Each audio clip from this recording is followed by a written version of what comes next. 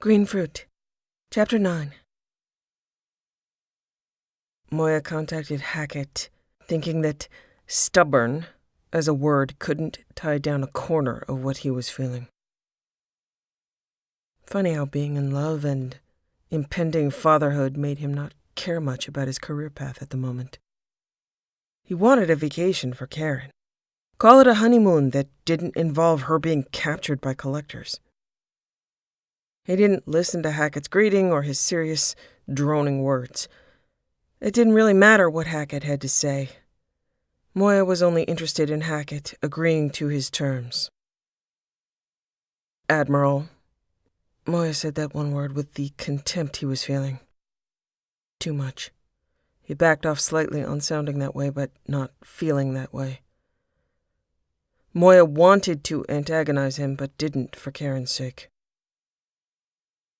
Much. You sent me into a no-win situation, and I didn't win. But I did get the best outcome with what you gave me to work with. You still want me to pay the entire tab for the Alliance's chain of bad and ignorant decisions. I'll do it. But let's set a few things straight. It was your mission, your lack of planning, your lack of intel that cost those Batarian lives. I'm sure I'm supposed to care about Batarian lives, and I do, but in the end, I'm not dead, and they are. I can still fight, and I can still be of use. They can't. Nobody knew what happened there except for you and me, and you chose to disclose what happened. Another choice you made that you want me to back up, so you took all the authority while I agreed to take all the risks. So with your authority, you're going to do a few things. You're going to get me a high-tech palace. That'll be my prison. I want this for my pregnant wife and my genius son. Now, I don't know what goes into a palace, and I really don't care about the prison part, but you hire some contractors and experts to build me one or find me one. Surprise me. Make it good. It needs to have not only all the convenient and beautiful crap that palaces have, like extra bedrooms for visitors and residents, but 2 labs. 1 medical, and 1 for a savant who likes to discover things about things. Do that, and I will stay there happily and look all dutifully contrite and responsible for the press. My wife's going to give birth, and although I assume she can do that with no backup because she's that amazing, we will also be close to the best medical facility available on Earth while I am not busy shooting things, or more importantly to her state of mind, being shot at. You set conditions, and I abided by them.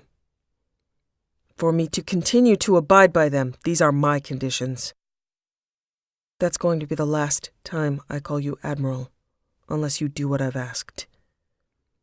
I've gotten used to having things my way. I like it.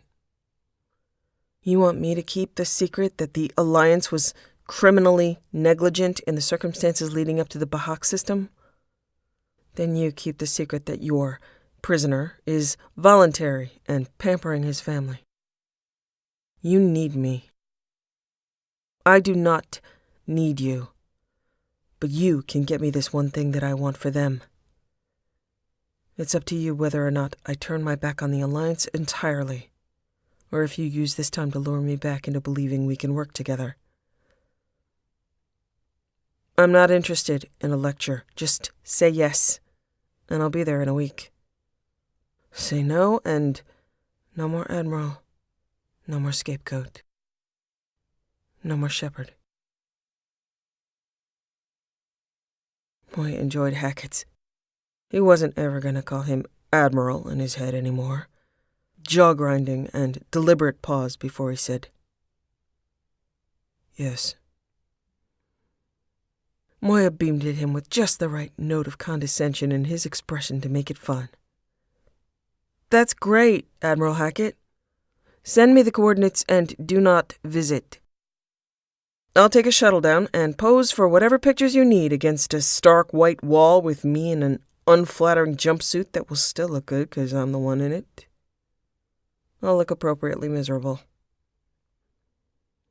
He punched the disconnect and smiled. Good talk. He wandered to Thane's cabin, knocked, and when the Drell answered, said, "Work like a charm. Work better than a charm. Most charms don't work, I hear." Thane gave a slight smile and inclined his head in acknowledgement of well-executed advice. Moa smiled at him. "One more thing. Need you to go to Earth with us." Surprised Drell brow ridges rose. Accepting that Thane did not talk much, he said, "It's for Karin." He got skeptical Drell face in response. "Okay, it's not for Karin, but if you don't go, I'm gonna convince Kolyat that his true destiny is hacking, and that I'll teach him how." "You are perhaps the worst hacker I have ever witnessed, Commander Shepard."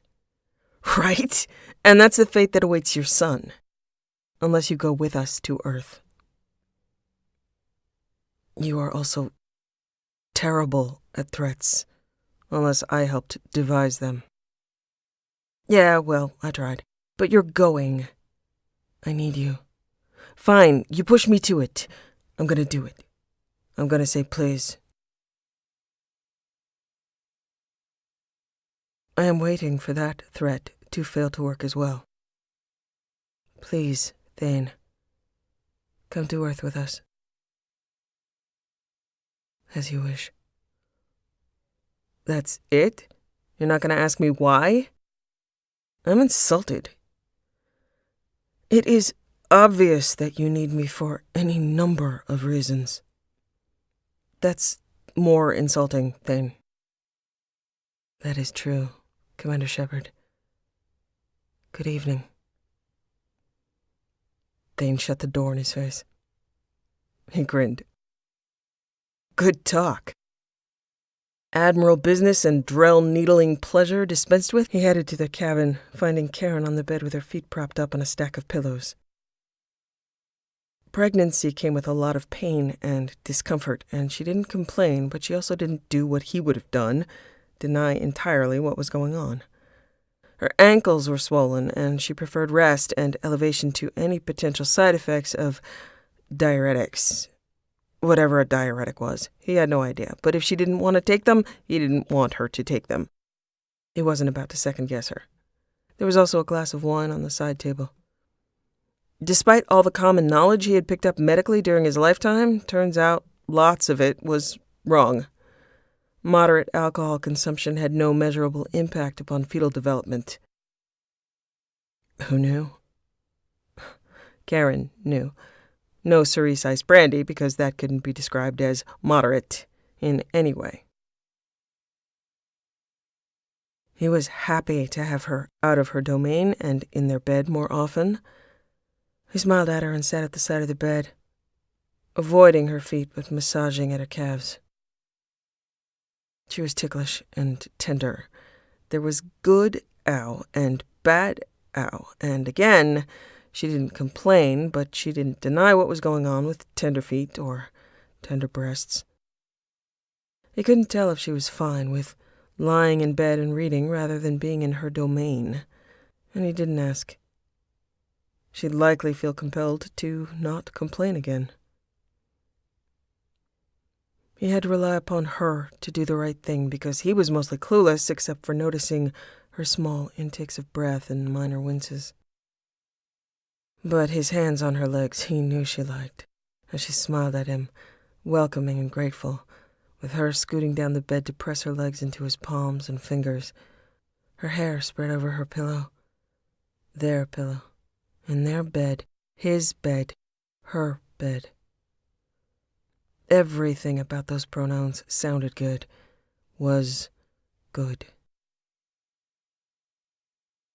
He focused on her calves.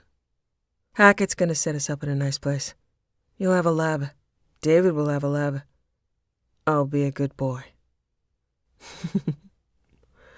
I will believe that when I see it. Thane's going. Her smile was radiant, and he experienced that inrush of hope he relied upon her to give to him. God, she was beautiful. That is good, Cherie. And Koyat? Also going. I told Thane I needed him, and that's true, but he'll find out he's going because he needs you. I believe I can cure Thane's caprals with Koyat's help. Sexiest thing I have ever heard, Karin. Thank you. I have not done it yet. But you will. I know you will. They're uniquely and fortuitously a match in many ways. This is me being appreciative of unique and fortuitous matches. She relaxed back and smiled. That feels so good, Cherie. He smiled and watched her with her head back, her belly a smooth and rising curve. She was 6 months along, about to enter the 3rd trimester, with her the keeper of so many mysteries. There was something he'd waffled about knowing because he had savored the mystery, but right now he wanted to know because it meant he'd know with her, and he could savor the answer. Karin had known the gender of the baby for months, having performed extensive genetic testing for any problems or issues, finding this out as part of her comprehensive analysis. Moya hadn't been sure comprehensive analysis was his favorite way of discovering poetry, but now he wanted to know, so he asked her, "Tell me the baby's gender." Now you wish to know? Now I wish to know. Why? I just do. I figured deliberate ignorance might have been relatively romantic, seeing as I really don't care about the baby's gender, just that the baby's healthy. But you know, so I want to know. She is a girl. He found himself smiling, as he was sure he would have if the baby had been a boy, because the baby was something. Someone, one shade of possibility added and simultaneously removed. He said with a goofy grin, "She's a girl." Karen's eyes opened and she smiled at him. "You can help me pick out names now." I could have done that before. In keeping with my family tradition, we should name her after some weird fruit. If she carries it as well as you have, I would approve. He'd looked up some fruit for just this occasion, teasing tender, investing his hands in his voice. He leaned in and kissed a line along her thigh, then to the crowning swell of their now-known female baby. The word fetus just would not cut it any longer, and he wouldn't hear of it anymore. Baby. She was their baby. His hand followed his mouth up along and under the skimming emerald silk Karin was wearing, caressing along the warm curve of skin that was so often kicking and moving lately under his curious and proud palms. He put his mouth to her belly. Mangosteen. That drew a physical and humor-tickled laugh from Karin, his river and light. I must veto that. The most obvious nickname is Mankey, and that is unacceptable. He moved up her body with his smiling mouth, his tongue along green silk with heavier breasts and tender nipples underneath, drawing a gasp and a moan from her. Okay. Rambutan? Exotic. And yet, still no. He trailed his mouth up her throat to her laughing lips, his abdomen grazing her belly, their baby. His cock throbbing and riding along the rising curve. You are a tough woman to please. He relished the irony of her being so easily pleased by his touch. It made him giddy, and he didn't care who knew it. He pretended to think, took her lower lip between his teeth. Okay. Saved the best for last. Dorian? Absolutely not. He huffed in dramatic disappointment against her skin and rolled off her in apparent pique, then reached for her, lifted her, and set her on his lap with his thighs spread wide to cradle her. This position meant no weight on her, all her tender and tickled potential open to his hands and eyes, her head falling back against his shoulder and his mouth at her throat. I don't know why I put up with you, Karin. You never let me do what I want. It's because you love me, Cherie. That's why you put up with me. And you love me back, right? So right. Say it. I love you back. His hands roamed over her body, appreciating her deeper swells and warmer skin, his mouth along her throat with his moan reverberating into her skin, which sent a shiver down her spine. His badly punning mind thought, I love you front.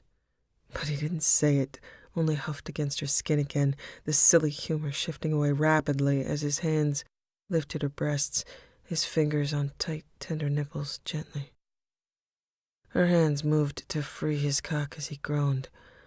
With her legs positioned around the outside of his, he flexed his thighs, and she moved with him, gliding her hand along him, shifting her body, shifting his cock to enter her just barely. Sweat prickled on his skin, anticipating rocking her with her cradled, his muscles tensed and the stretch of her thighs defining how she could, how she would, move. With him. He slid one hand along the outer curve of her belly, finding her clit with his fingertips, with her turning her mouth to meet his. The tip of his cock was slick from him, slick from her, teasing the limited glide he allowed, feeling helpless and in control at once. She did that for him every time, opposites in impossible synchronization. Her mouth was hungry, and she moaned against his lips, and he wanted to tell her, shh, because he knew he could exhaust her, give her everything she wanted to reassure her that he would, and she did not need to be anxious. But he knew she knew. He also wanted to feel her moan, hear her moan, wanted it all at once. And she gave it to him with her teeth nipping at his lips, him caught between thinking of saying, and, God, come for me, Karin. As his mouth was too busy kissing her to say either thing. He opened his eyes and moved one of her hands with his, with them both cupping one of her breasts, her fingers showing him exactly how sensitive she was right now, exactly what she needed. He was exactly what she needed. Her hips got the rhythm of his thighs, pressing deeper with each rocking flex, the tightening clench of her body, drawing him in. Impossible to resist. And he didn't have to. He was, would be, and wanted to be lost in her, and she wanted that as well. He'd been thinking about names, and he knew what he wanted. He still resisted calling himself Chakwas, and he was stuck with Shepard because she wanted it that way, so he would do it that way. But he still didn't have to stop teasing her, so he didn't, his fingers and body drawing her into coming for him. The knowledge that he was not an intellectual match for this woman compensated for entirely by his strength and her surrender to it every time he moved with her, for her.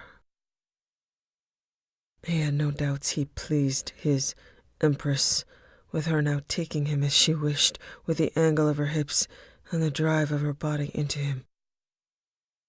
He whispered into her ear, slowing his fingers at an otherwise crucial moment that brought a frustrated, almost growl from her that he adored, her momentum stuttering and her thighs held wider, with her subject to his whims and will.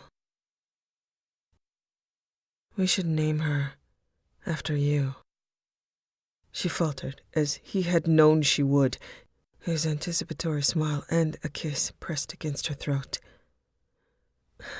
She didn't want to say no, but she would. She would not want to have a child named after her. He knew it. She drew in an unsteady breath as though to break that unromantic news to her clueless husband, but before she could whisper her dissent, he kissed her, dropped her down with a precipitous flexing of his thighs, stroked at her with fingertips as she was given everything he felt. The shh and the come for me and the assurance he would give her what she wanted. Eventually, after he teased her about it for a while, and some things she didn't want but he couldn't resist. Whatever her opinion was of her own name, and sharing it became lost to the drive of them, and his insistence on not allowing her to speak until she was arching, her head on his shoulder, his mouth on hers, and her hair spilling down his back.